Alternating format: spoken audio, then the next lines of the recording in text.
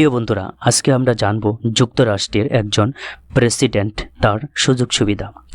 যুক্তরাষ্ট্রের একজন প্রেসিডেন্ট নির্বাচিত হওয়ায় ডোনাল্ড ট্রাম্প বেতন ভাতা থেকে আর কি কি সুবিধা পাবেন তা অন্যতম আলোচনার বিষয়। যুক্তরাষ্ট্রের আইন অনুযায়ী দেশটির প্রেসিডেন্ট দায়িত্বে থাকাকালীন একটা নির্দিষ্ট অঙ্কের বেতন পান।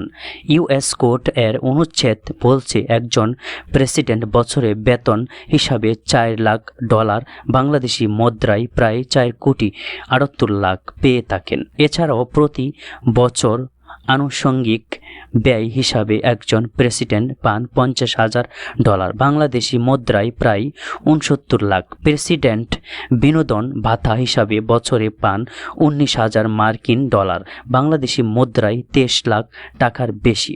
এছাড়াও নির্বাচিত হওয়ায় ডোনাল্ড ট্রাম্প যাতায়াতের জন্য পাবেন বেশ